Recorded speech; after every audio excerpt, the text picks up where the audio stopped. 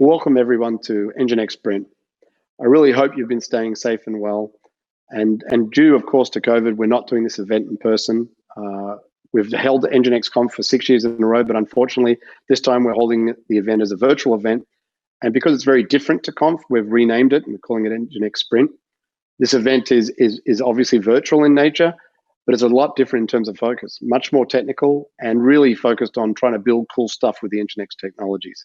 How do we come up with the name Sprint? Well, Sprint is really all about speed, trying to get to your destination quickly with maximum velocity and power. Also, the name really got its roots with agile development, and it's a bit of a nod to our roots there in agile. And of course, speed is now more than ever incredibly important in this digital age that we're all in. You know, we're seeing that over half of consumers now place a higher value on their digital interactions with a company than their physical interactions. And competition is now only an application away. A few developers with a great idea can compete with a company that's, 20, 30,000 people that's been around 40, 50 years. And loyalty to brands is taking a back seat to convenience and experience. In a recent PricewaterhouseCoopers report of 15,000 people over 12 countries, a third of consumers said they would drop a brand they love after a single bad experience. Almost 60% said they would drop a company that they love for multiple bad experiences. So this really impacts the way that we as a community are building and deploying and running applications. So let's dig a little deeper. To win, you really need to bring new capabilities to your apps at speed, and competitive advantage is the key to success here. And so you don't need to just run fast, you need to run faster than your competition. And what we're seeing is that 40% of people are willing to pay more for speed. You know, you see this in things through like logistic companies like FedEx or UPS in terms of packages, but we're now seeing it in our day-to-day lives with things like Uber Eats now offering an additional cost for priority delivery, so your food is delivered first by the driver rather than last of a group of 5 or 6 different deliveries. So speed is how consumers want things. It's part of that convenience and experience, and it has a real business impact. Consumer expectations have also changed. They've been set by the large-scale digital companies like Netflix, like Google, like Facebook. They've now set the bar or the expectation level that we all now need to meet. And so regardless of whatever your application infrastructure is, if you have mainframes or legacy apps that you're working with in addition to modern services to build your experiences, there's no patience for spinning wheels, for taking your app down for maintenance windows, for home pages that say, come back later, we're busy. We even have 100-year-old insurance company tell us that their first page load time needs to be exactly the same speed or better than Netflix or Google or Facebook. Otherwise, their consumers drop their app and go do something else. So we're now all being held to the same performance benchmark and metrics as the large-scale web companies. And when, unfortunately and inevitably, things do go wrong, user patience is at an absolute minimum. Brand and reputation are heavily impacted. So you need to adopt speed to reduce mean time to resolution, to limit the possible loss of customers and reputation.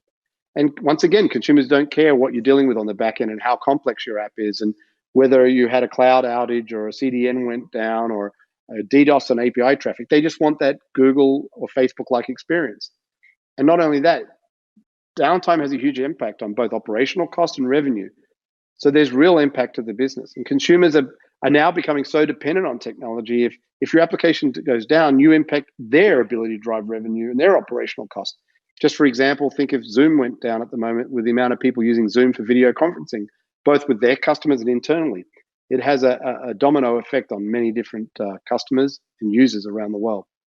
So what's stopping us running at this speed? Well, we see 3 things when we talk to our customers. It's the teams, it's the tools, and the technology. So let's dig into each of these. For the teams, it's really about fatigue that we see. And I wanted to touch on this, not just from a technology standpoint, but also given the situation we're in with COVID. If you think of devs as the engine room of your digital experiences, they're trying to run at breakneck speed.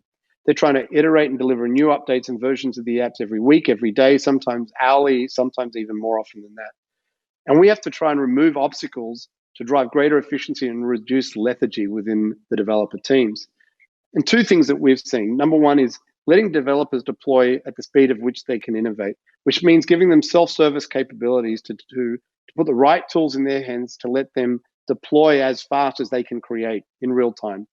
And if anything, is cloud has proven to us that if you put the right tools in the hands of developers, they can reach this sort of productivity of deploying it as the speed of which creativity is there. And secondly, this may seem less technical, but we're just reducing the amount of meetings, particularly in the world of COVID. We're seeing a multitude of meetings for people, and developers very much get in a zone. And if you make them stop to get into a meeting, it not only stops the flow, but it takes them a significant amount of time to get back in the zone. So reducing meetings can only help increase productivity. So I would recommend thinking twice before setting up an oversight meeting. If we look really at the tools, where we can help increase speed is really around the automation. If developers are your engine room, then transmission is your DevOps and IT ops team, because they really take the power of the engine to the wheels and control the throttle. And so if we dig deeper here, how we give greater speed to the IT ops and DevOps teams, if you think of self-service for the dev teams, for the IT ops teams, it's treating infrastructure as code so that they can match the same speed at which the dev teams are deploying their apps. This way they can both be synchronized. And many of the customers we talk to think that moving infrastructure to software is the end of the journey. And that's not the case. That's just really moving the problem from one form factor to another. To truly be modern in your approach, you need to deploy infrastructure in real time as you're deploying the code, so they can support the speed of the application development team at the speed at which they're running. The other area that you can help with tools is around the APIs that you build. We see many customers have built APIs using imperative approach. And by doing that, yes, you do give very fine-grained control to people using your infrastructure or your applications. But at the same time, not everybody wants to be that level of expert and doesn't understand the complexities and the timing and process for all these various componentry. By creating declarative APIs, you reduce that complexity and enable a broader use of a broader audience to use your tooling and your application. And that allows them to run, obviously, at a much faster speed. And we've taken the same approach to the way that we've built our products, such as NGINX Controller. And then finally, technology. And really, to improve speed with technology, it's around taking an adaptive approach.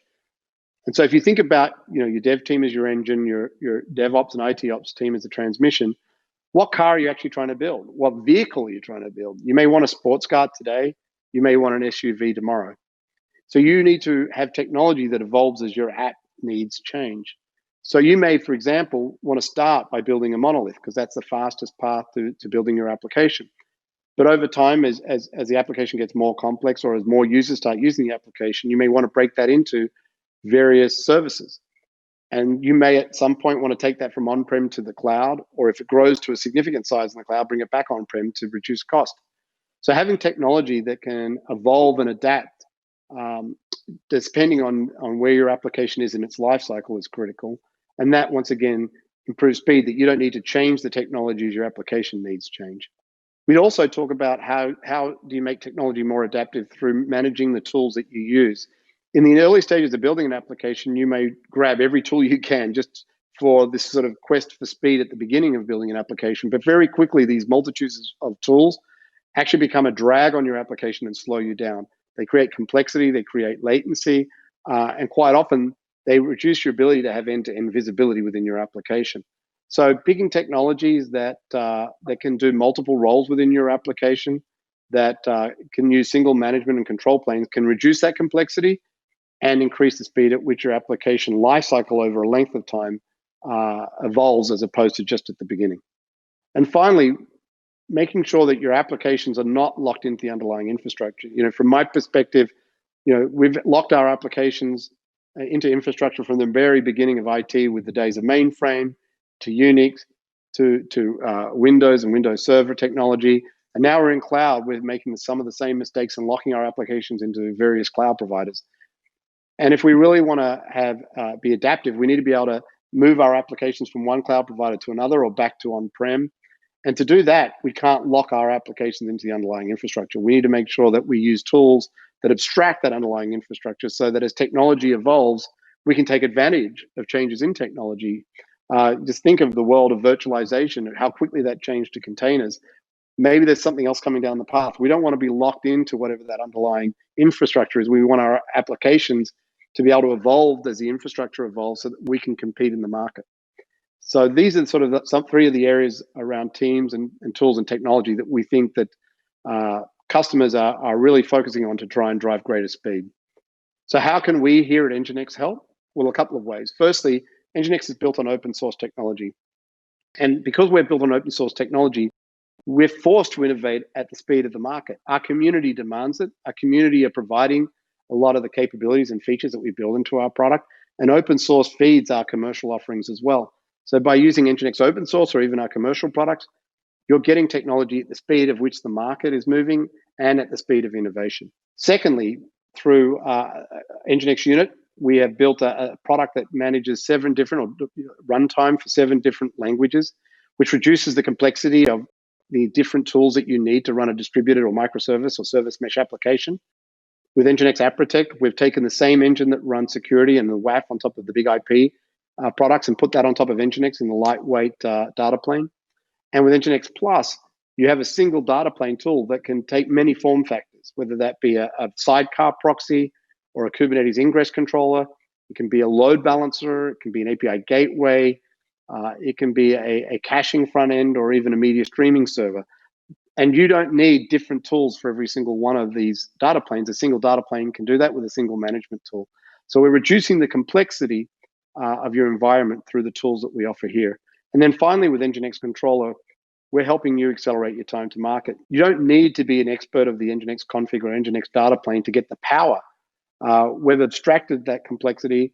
And so with a simple click of a GUI or a simple API call, you can do really cool stuff like A/B testing or blue-green deployments or certificate management or publishing and deploying APIs. So through our product, we believe that we're really helping our customers reach this speed and velocity that's so important in today's digital age.